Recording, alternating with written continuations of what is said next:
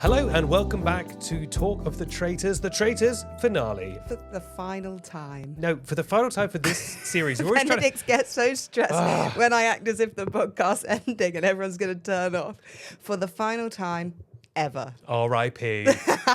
No, the podcast continues. We have more episodes on the way, but I'm Benedict Townsend. And I'm Hannah Townsend. And what a final. What a final. Well, let's go back to the beginning, as Hilary Duff would say, and let's talk pre-show. We were on the countdown to the Traitors finale. It's so fun that everyone and the BBC has leaned in. Traitors is on in pubs and, they're doing like a football match where you would have pre-match chat, talking and people being excited about a TV show. It is phenomenal. Name another TV show that at this time has this kind of cultural impact. No, it's amazing. It's proper water cooler stuff. It is like a cup final. It's like the non-sports equivalent, and it's so fun. Like the fact that they did, it was on BBC News. They had a whole hour plus countdown to the show where they had really good-looking guests on.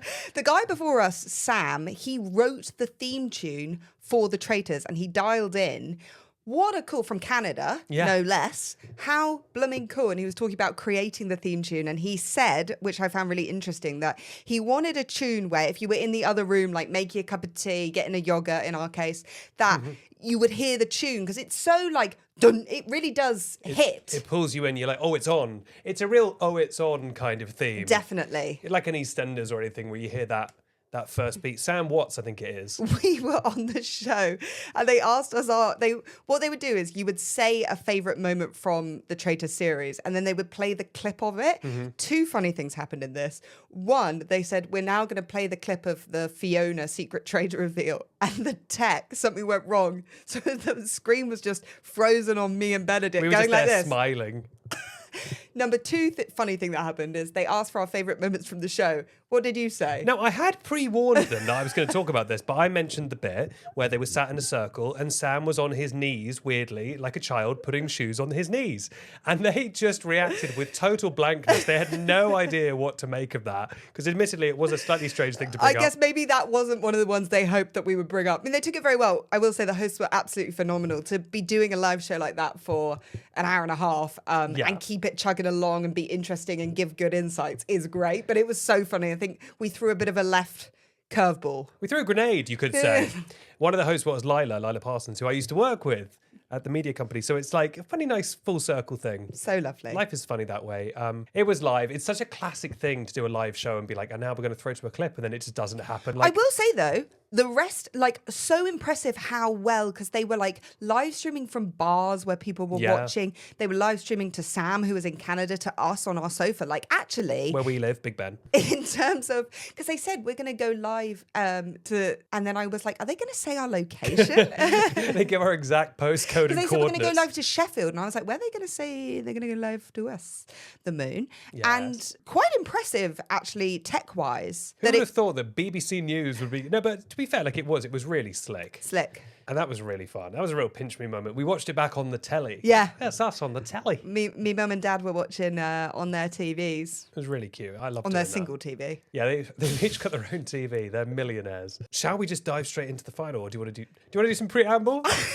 How I was mocked by this lady for daring to ask if we wanted to do preamble. Someone DM'd me and they were like, I'm trying to catch up on the kind of Traitors podcast pre tonight's final, and I've had to skip all the preamble because I need to listen to it in time, so there was no time for preamble. And to be honest, I was trying to wrap my brain thinking what was the preamble from yesterday, and I thought, if I can't even think of it, you didn't miss much. I think for a long time, the selling point of this podcast was no filler, no preamble, straight to Traitors. And I'm glad that we've switched it up. With this, when we get into it, is it amble then? I guess we're ambling. Are we? Because ambling is just walking. Rambling. We're rambling. To be fair, always rambling. Always. A lot of this, not a lot of this. And sometimes, what's this? Rambling. They did bring up that I said that I would get that tattoo live on BBC News. Look, sometimes we make big, bold statements on this show. I will say, let's start with our maybe one of our first correct theories. Yep. It only took us to get to the final. We were correct, or you were correct. I was going to say it's we now that we've got one correct. I feel like I'm in gay Paris, the amount of we's I'm hearing flying around. And we were correct, because a win for you is a win for me, baby. It's a win for me and Suki. That's what. Oh, quick Suki update. She sat on a chair behind the camera. Oh my gosh, she's so cute. Fear not, we get scolded when we don't mention what's happening with Suki. My theory was correct. I guessed that the reason last night that they did a cliffhanger on the chests of chance, aside from just like normal drama, was because the less interesting thing would happen, which is James going. And I will say, correct. And I will say, I said Rachel's a lucky ducky, which she has been in terms of like she's won quite a few shields. And, you know, when she did the mirror thing, where the smoke and mirrors or whatever, she was the one who got to ask the question to the traitors. Like she has had a bit of luck on her side. It's so weird because when they handed the chests over, I had like no doubt in my mind that she would win, but that is pure chance. Yes. But it's just funny that people have that energy sometimes. I do love that, you know, they brought us on BBC News as quote unquote experts. And that's why I think it was important for me to, one, mention Sam on his knees, two, shout out that Rachel was dressed like a minion. Because the thing is, right, if you want regular Traitors coverage, you go to regular people. If you want insanely minute, weird coverage, you come to freaks like us who analyse every single frame. Absolutely. I think that's what we bring to the round table. Very good. Yes, we bring... And speak of the round table, it featured in tonight's episode. That's a good segue. Let's go from there. I've set you up. You go through. That's me not being able to know any sports. I was like, set you up and put you through. We started off at the sad portion of Traitors, which I think they actually kept quite short. Obviously, we had James leave. Yes, he was a traitful. He revealed that he was a faithful, and then it was incredibly awkward, I would say. I think I've got to give Rachel her flowers. I would have crumbled in that scenario. I am so impressed with Rachel. It was so incredibly awkward when they voted James out. And then, you know, if it's not James, then you automatically think, whether correct or incorrect, it's got to be Rachel, right? That's what they were all thinking. Jack was quite annoyed. It was quite a difficult environment. And to go out there, I will say, multiple times through this episode, Rachel, I was verging on like, God, what is she doing? But she just kept going. She did. You can't not be impressed with that. Her like inner strength in the face of unimaginable cringe. Like, and also, you know, she just, the amount of times she went up to Jack and went, for what it's worth, thank you for changing your vote. And Jack would just give her nothing. Nothing, just silence. He was fuming and she kept doing it. And, you know, more fool me, there were so many moments, especially after James went, where I just thought, she's done. I just thought there's no way. But this show, man. I felt the same. I felt like she was done. And I also think a lot of players would have, I'm going to lie low, see what happens, just try. Yeah. She went in all guns blazing. She had the one-on-one with Faraz where she suddenly said she'd known it being Jade from the beginning. Because she clenches her jaw. She was very smart in thinking about things and the way that the game would play out. She's so smart because she understands the wider game, which is that you don't necessarily have to be like, everyone look at this one person. Really, all you have to do is muddy the water. She's very good, and she's been very good the whole series at just kind of always confusing things. She goes to Faraz and says it's Jade. She goes to Jade, I think, and says it's Faraz. And like whether or not these things are successful, it just kind of makes you, it's like a genuine real life disinformation campaign where you start to like doubt the truth. And that's all you need to just scrape by. Yeah. But scraping by in this case means winning like 50 grand. So I would love to know how Stephen and Rachel feel watching this back, because throughout the episode, it was peppered with a lot of fighting talk. Like Rachel, one-liners like, I will take him down. Like if he comes for me, I will essentially destroy him. Yeah. Now, I know it's all game talk, and I know ultimately it's probably water under the bridge, but, you know, it wasn't set in stone that the ending would come out the way it did. And also a lot of footage of them walking straight up to people and initiating conversations where they go, I will be voting for Stephen. Yeah. Obviously, no, we don't see the full thing, but like they weren't holding back from like putting each other's name out there. Yes, and definitely kind of semi trying to throw each other under the bus. I guess it was the smartest thing they could have done, right? Let's touch briefly on the challenge. It's our least favourite part of the episode. Did you like today's challenge? It was a fun challenge. I mean, they did the thing I predicted where they basically rounded the prize pot up to roughly 100 grand, as we do every single series, which is fine. The problem for me with the challenge is I just felt like there were no stakes. I didn't feel like there was a portion of chance that Rachel wasn't going to go over that side. What they should do is, next series, the first time they do a challenge, one person should die. Just to add the possibility that things might not go right. You just sacrifice one member of the public just to add a little bit of danger. I like everyone was going to do it. Do you know what I Yeah. mean? So when I was watching it, I was like, it did seem tough with that little, what they called a carabiner. Yeah, I guess it was a sort of abseiling. I'll say, look, the boat thing, meh. The helicopter, whatever. I thought it was quite fun watching them do the abseiling because that's just something you've not really seen before. It's also weirdly something I think I would like to do. Yeah, I was looking at it and I was like, that first drop bit, and then you're just kind of free falling, The kind of first drop runny. is kind of nasty, but when you're on the slanty roof, that looks fun. I was watching it and I was like, I'd kind of like to do that. And I mean, again, Rachel, she was the most afraid and she did it. Just showing up time and time again, our girl Rachel. It's fun as well on Traitors that, it sort of takes place in its own world, but every so often the needs of health and safety mean that you will just see a random other person, like the dangling ladder man Yes. who was there to clip their safety harness on. Got to be one of the worst jobs. You're just like dangling over cold water. Damn, he was the damn dangler. Damn, dangler. Back at it again with the safety harness. All right, let's get to the first round table.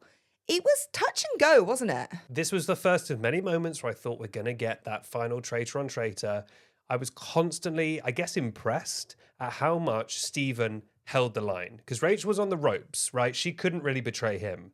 He could have at any moment basically gone for the solo win. This is the first of those moments. And he went Jade.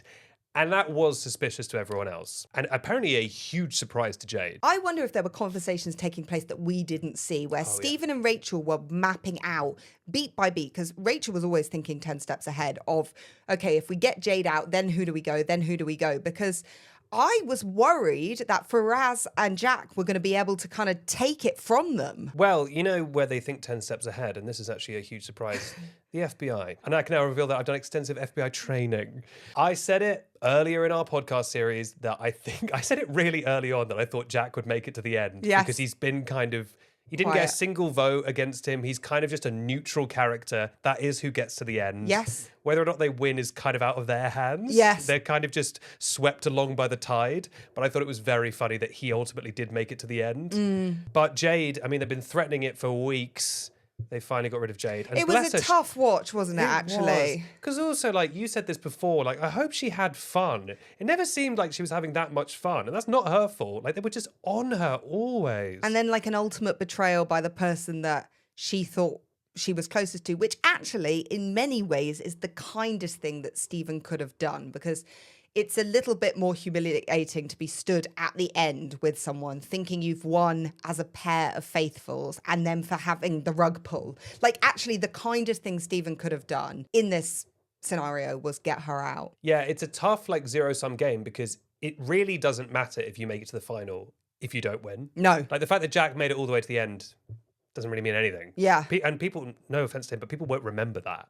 People won't be like, oh my God, the finalist. They'll be like, oh, you were on Traitors. Yes. They remember if you won or you didn't. Yeah. And it's tough. That means you can get all the way to the end and then it's like, well. Although, in saying that, I do think people remember Jazz was in the final, but that's because it was such a massive final. But also Jazz had it figured out. It's Yeah. the same with Faraz. I think people will remember Faraz was a finalist because Faraz knew what was happening. Yeah. And he literally said, he went, oh, damn, it probably is Stephen and Rachel. And he was really hard on himself. But actually, I don't think he did anything wrong. There was nothing he really could have done to stop himself getting voted out, I think, at that point. I was thinking, when it came down to the final four, right? Faraz, Jack, Rachel, and Stephen, was there anything that Jack and Faraz could have done to overturn the others? Yes. Ultimately, it came down to who Jack sided with. And Jack sided with Stephen when he should have sided with Faraz. But if Jack and Faraz had sided together, they would have had to get one traitor on board. Their two votes couldn't have got one of the traitors out because the two traitors were going to go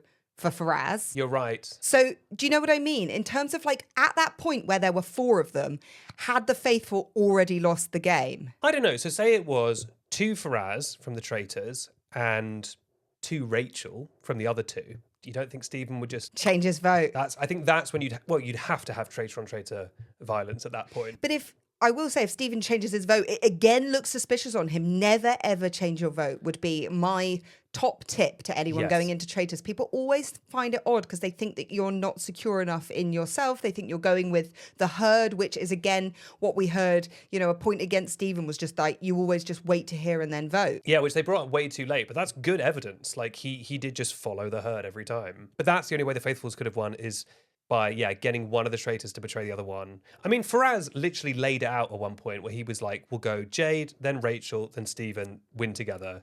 He put that on a plate. What went wrong with that plan? They went Jade went out. Yes. Faraz then went Stephen. Jack went Rachel. And Rachel went Faraz, and then Stephen went Faraz, which meant that his game was over. Yeah. If Jack and Faraz had worked together and both done Rachel, for example, I think it would have changed things. Yeah. That was kind of silly of them to not be a united front. Especially when Jack and Faraz were not suspicious of each other. No. The only two suspicious ones in there were Rachel and Stephen. You've got to lead with that. But I will say, I don't know if we've acknowledged this yet, Rachel and Stephen, amazing winners. I'm so happy they won together. And we need to give Stephen his flowers. We've had some comments saying, here again with the Stephen slander, because we've always said he's been a lucky player. Which he has. He has been a lucky player, but he has been a brilliant player. And tonight, Stephen showed us that kind of kindness and sticking to your word goes such a long way. Like, Stephen will be remembered by the public so favourably for this decision to split the money, to stick with, because in many ways what he did is like a very like noble and honourable thing, even though everything he did in the game was very deceitful and a lie. Yeah, because at the end of the day, everything in the game is fake. It's a fake game where people are fake murdered. This is him giving real money up. He basically voluntarily gave up what could potentially be twice as much money. Only to stick to his word. To stick to his word and be loyal. Yeah. Even as a traitor. Claudia had that great line that was like, two traitors faithful to each other. Amazing. We were like, I've got the clip, we were like tearing up when she said that. I was texting my friend James, who loves Traitors, and he was like, I'm crying. We were all crying. Also, we love the game of who's going to have a media career after this. So much better for both Stephen and Rachel. If they want it, they don't have to have it, but if they want it, absolutely. So much better for their career for them to win together. And for him to not do the greedy move of taking money for her, because in that case, he is the only one who wins. And we've seen it, with Harry, he only had really an option of winning by himself because he was the only traitor left in that group. But like, you're just stood there with the little glass of champagne. It's you and Claudia, and you've just stolen money from, in his case, Molly, a young girl, which was flowers to Harry as well. Incredible player. But it's nicer to win with someone. Yeah, I mean, Harry did that because he had that was his only option. Yes. Stephen had a more noble option, if you could call it that, and he took it. And it's just like, it's the first time we've had a dual traitor win. First female traitor to win in the UK. Yeah, or I think even to make it to the final. Incredible. Rachel said. It's just really satisfying for the public. I mean, God, the BBC must be chuffed with this show. Absolutely. It's just the most electric TV. And it is the best way it could have gone tonight in terms of like people feeling satisfied with an ending. Yeah. For him not to betray her. You're always left with a little bit of if he'd have betrayed her, would it be a little bit like, oh, it's a bit sad. She did a lot of the work. He did a lot of the work. It would have been nice. It is the perfect, storybook ending, isn't it? Especially when, she has like a really kind of bittersweet thing that she wants to spend the money on. I know that shouldn't necessarily sway you as a player, but there's a reason they sit down and explain what they're going to spend the money on. And it's nice that she gets to like take her mum away and make memories. And he gets, what did he want to do? It was a puppy destroying machine. No, bless him. Because there was that weird line where Rachel was like, I know the money isn't important to him. And then he was like, this money is very important to me and my family. So maybe she just meant like he's not fully motivated by money. Like he's a kind person at his core. That's what she got from him. Yeah, I can't remember what he said he wanted to spend it on. Was it just like his family, I think, to just pay them back, I sure. think, for always supporting him or something. That's sweet. And a puppy destroying machine. Yeah, a puppy destroying machine, a PDM. Did you see it coming that Stephen was going to pick loyalty above everything else? This isn't a reflection on him because I think Stephen is a nice guy. I just think a lot of people, if not the majority of people, when faced with a decision where either way you win, might have gone with Jack. Yeah. And then you have the awkward thing of he would have had to tell Jack face to face, which is very uncomfortable. I mean, we saw it with Alan Carr crying. I thought it could have gone either way, to be honest, because there was little peppered bits of him kind of betraying her name that we saw this episode. Did you see it coming? I don't know. Maybe it just says something about me, but I just, throughout this episode, kept expecting the inevitable turn. Maybe it's just because that's what's always happened. The traitors inevitably turn on each other.